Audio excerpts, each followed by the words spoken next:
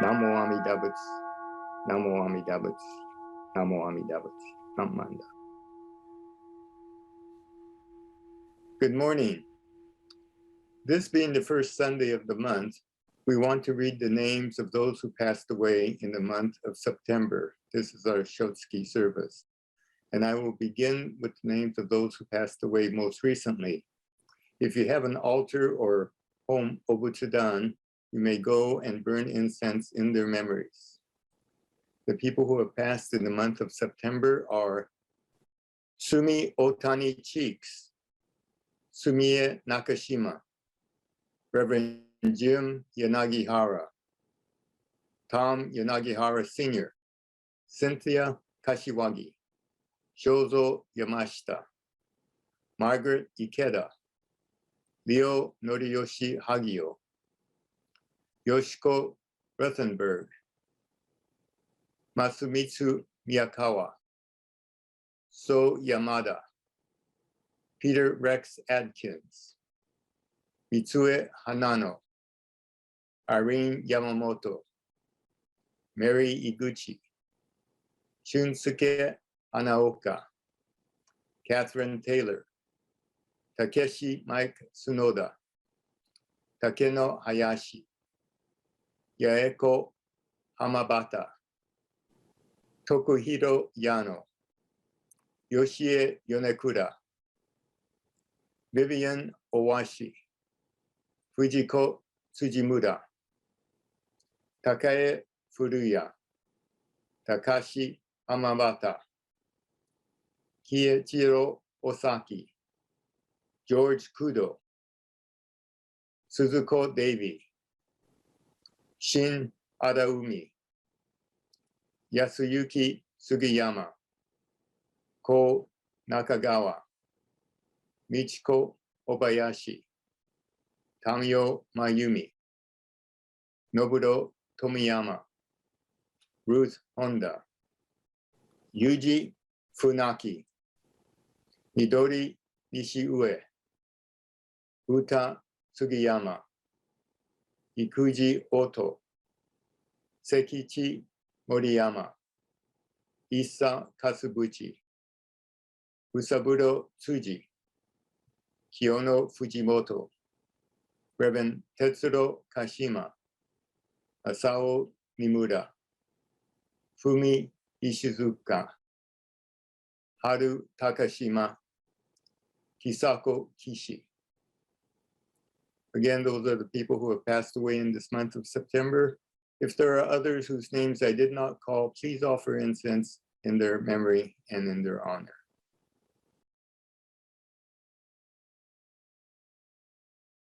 I'd like to thank Yukari Williams for her Dharma talk last week, and also for her Japanese language talk today. And 2 weeks ago, we had our Hatsubon service, and it was so nice to see so many people there. We were able to do it in a way that was safe for everyone. It was limited, and yet we did have a chance to see people who had been vaccinated, and we did it in a very safe way. Unfortunately, COVID still seems to dominate our lives and hinders our plans to get together. Back in May and June, we were thinking that we would reopen in the month of September. But in the last month or so, the infection rate has gone up 10 times in this area. And so it is unsafe to really gather because there are so many who are unvaccinated.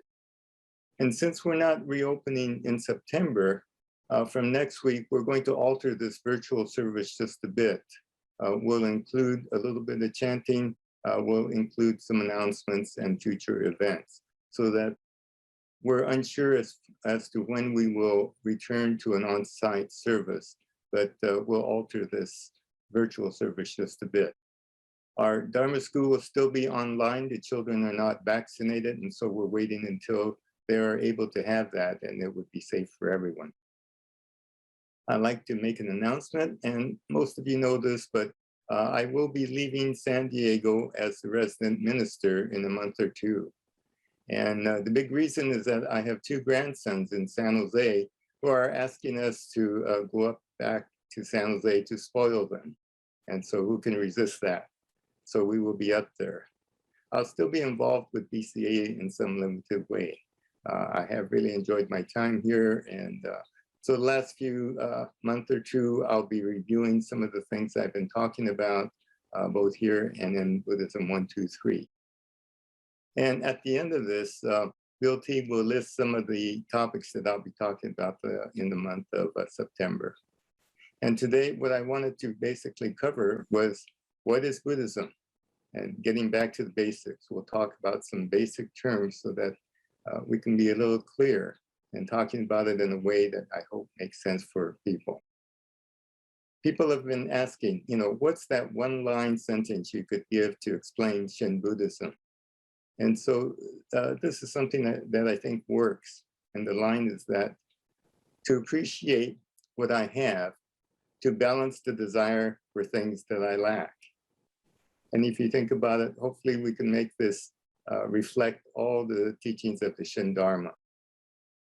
First of all, Dharma is truth. It's the teachings of the Buddha based on truth. And what it's about is it's a guide or an aid for us to wake up to what's real, what is true. And it's kind of tells us how the world works and how we work within that world.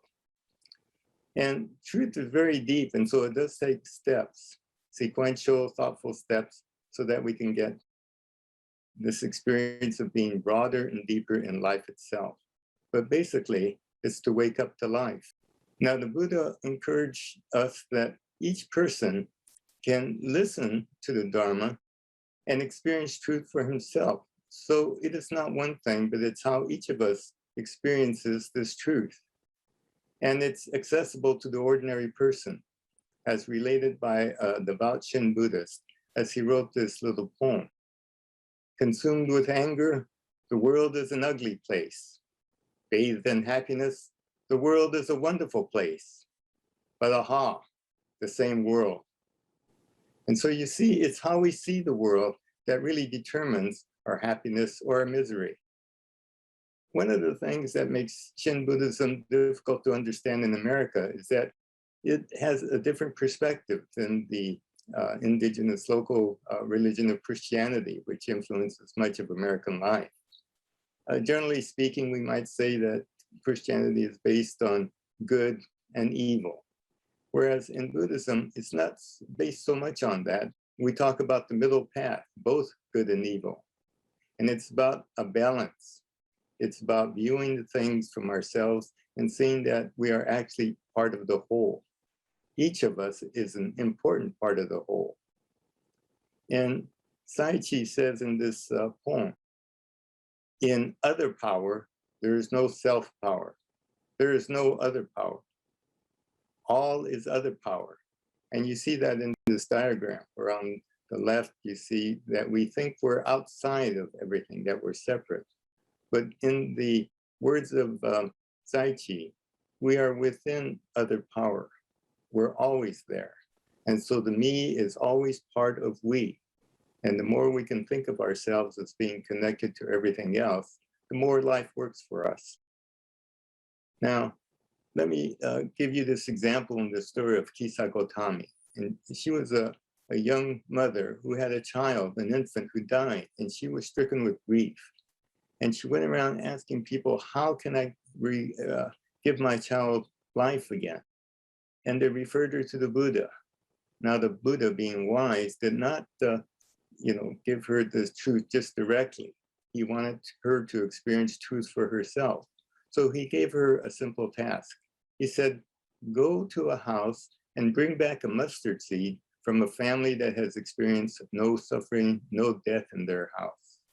And she was overjoyed because she was able to do that, she thought. So she went to several houses, and each house she asked, do you have a mustard seed? And has anyone died in this family? And in every house that she went, every household has had a death in the family. And after going to house over house and house, she realized that everyone suffers the same fate, that there is impermanence, whatever is born dies. And so she learned by her own experience a teaching of the Buddha. And this is the this is one of the main things that the Buddha presented, that we experience truth for ourselves. Now, in Shin Buddhism, we also have a way of awakening. And it's a very optimistic part, because in Shoshinge, this is something that Shinran wrote, he says that under the clouds of greed, hatred, and ignorance, which blocks the sun, under those clouds, there is brightness, not dark. So you see, this is a very optimistic look at life. And this is where we get to shift from saying please, desiring things that we lack, to thank you, realizing that there are many things that we have. But this takes a practice. And to give you an example of this, I'll recount a story, a journey I took. Now, ever since I was 13 years old, I wanted a Morgan. This is a British sports car. I think we'll have a picture of that. And when I started working as a young adult, I bought one in 1972. And ever since then, I had about 3 Morgans. Now, the last one I had, I wanted to bring down to San Diego, but it wasn't working, real well. Morgans are old. This was a 1983 Morgan, almost 25 years old, and so it needed some work. And I had a hard time finding a mechanic because many do not know how Morgans work. I went to a guy who I knew in San Francisco and finally got the car to him and had him check out things and said I would be back in a couple of months to pick it up. Well, when I did that, I think he was a little senile because he hadn't done hardly any of the things I had asked him. He really hadn't checked it out. And I was really upset, but what could I do? I had a one-way plane ticket. I had to, I had this planned reservations in a hotel halfway down. And so I got into the Morgan and just decided to drive, even not knowing the whole condition of the car. The one thing he didn't have was what's called a tonneau cover, just a leather covering, because I had planned to ride with the top down, feeling the wind in my hair and bugs in my teeth. This is typical of a Morgan. But because he hadn't gotten that, I had to put the top up. Now, I was upset with that because I was hoping to go down Highway 1 on the coast, with the wind in my hair. But with the top up, I realized that it was a good thing because the sun was very hot. And in that long drive, it was better to have the top up than to be without it. Now, the other thing that happened, because I was late getting out of San Francisco, I had to go down Highway 101 inland, not along the coast. And what happened south of Salinas was something very terrible. I found that as I was driving in the hills, all of a sudden the throttle opened up and it was on full throttle, meaning that I couldn't stop it. And to check it, I shifted gears, and sure enough, it was just going full throttle. I had no way of slowing it down. Fortunately, I remembered the exit in Salinas. And so as I was coming down the hill, I went through the gears, downshifted, finally put it into neutral. The tach revved up. I shut the engine off and coasted. And fortunately, at that exit, I was able to make a turn and coast to a stop where it was safe. Now, that was another thing that was fortunate, because had I been on Highway 1 along the coast, I probably would have ended up in the ocean with that throttle in full gear. Now, in any other car, if that had happened, I probably would have had to be told, go to a garage, figure out, what had happened with this throttle. But with the Morgan, it has this little spring, and I think it's called a throttle restriction spring. And what it does is it pulls back the throttle, or the thing that presses the gas. And that was broken. The car was over 25 years old. And so with long nose pliers, I just stretched out the spring a little bit, made a little hook, and reattached it to the throttle cable there. And so within a few minutes, I was able to get back in the car and drive along with it repaired. And so again, something that was somewhat disastrous turned out to be okay because it's a simple car. Now that made me even later. And I was able to get into Salinas or into San Luis Obispo, where I had a reservation for a motel just at dusk, and it was getting pretty dark. I should also mention that the alternator wasn't working, so I didn't have lights. And this I found out just before I left San Francisco. In any event, the next morning I had to get fuel, and this car runs on propane. And so I was looking for a propane gas station, and there aren't very many, because although propane is available in those 5-gallon cans, you can't find them for cars. I found one, and I went there and I asked him for gas, and he looked a little puzzled because he had not really filled up a car. And so as I was doing that, he was filling it up. There's this exhaust cap, and he looked a little worried. He put in about 2 gallons, and there was a little exhaust coming out there. And he stopped and he said he wouldn't give me any more because I think he was afraid that something might blow up. And I was upset because I needed gas. I needed the propane, but he wouldn't give it to me. And he said he wouldn't charge me for what I had. And so I had just a couple of gallons. I was a little worried because I had a long way to go. And so again, he said that there are other stations around who might have propane. Well, that wasn't true. I kept stopping at places and asking, and I finally found one. And I stopped to have it filled. Well, that operator refused to give me propane because apparently there's a law that you're not supposed to fill up cars because they don't tax cars. They don't have a road tax for propane. And so it's against the law. Well, he finally told me that, yes, they do have this bigger station in Santa Maria. And so that was my next destination. I should go back in that in San Luis Obispo, of all places, they had a British car garage. And when I found that place, the guy knew about Morgan's, and I was able to get the spring that fixed the throttle release. And so I was able to do that. So by all these little circumstances, these bad situations turned out to be good. In any event, I finally got to Santa Maria, worried that I wouldn't get there, but because of the 2 gallons I was able to get in San Luis Obispo, I made it safe. And because I was further south, I got enough propane to make it all the way down.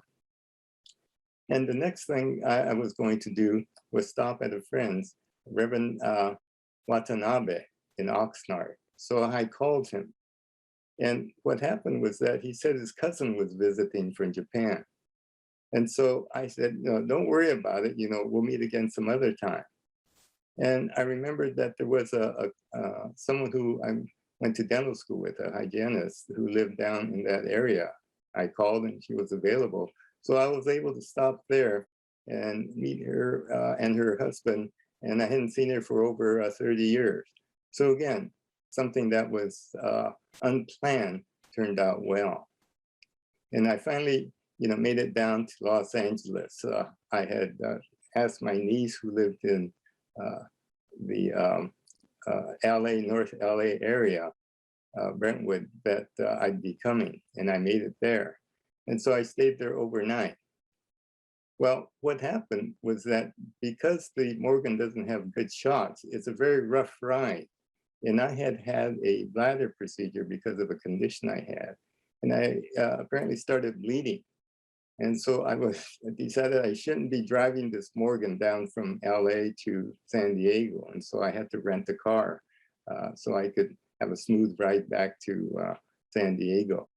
Well, I left my car at my niece's. And in Brentwood, they have a little different lifestyle. Her husband is a writer for movies and TV, and now he's a producer. And so they have a different, very good lifestyle, and they have people who take care of things. And the person who takes care of their car, named Henry, was really a car buff. And so leaving my Morgan in LA near Santa Monica was very useful. There is a Morgan place called Morgan West. In any event, Henry knew about cars and was able to sell my car in that area. Whereas I don't know in San Diego whether I would be able to do that. And so this journey, which had been planned, turned out, but it turned out differently. It was an adventure. And this is kind of how life is. There are disasters that happen. But in each negative instance, we could look for something positive. And there is a different way to see things. And this is the shift from saying please to thank you when we realize that there is something positive that can come out of it. It may not be the result we had planned, but we need to be flexible in life. And this is because of impermanence, everything changes. And in the middle path, when we think of this, it is a balance of both good and bad. And I think about the saying that one of my teachers said, that life is a journey and not an end. If you don't enjoy the journey, you will hate the end. And so to summarize, we have these three parts. Buddhism is about waking up. And what we wake up to is truth. That me, the individual, is part of the whole, the we. And it takes a practice, incremental steps of actually doing something to make these thoughts a reality and to really appreciate life. And that takes steps. And that's the shift from please to thank you. Really looking at all the things that we have benefited from and joining that group and helping others reach their reality and see that life really benefits us. It's because of the efforts of others, and we join the efforts of others to help all others. So with that, I'd like to close this talk today, again, reciting the Nembutsu, which I encourage everyone to do, to find some activity when things are not going well, to really look a little deeper and broader and realize that we do benefit from life itself. So please join me in expressing our gratitude and voicing the Nembutsu. Gassho, Namo Amida Butsu, Namo Amida Butsu, Namo Amida Butsu, Namanda.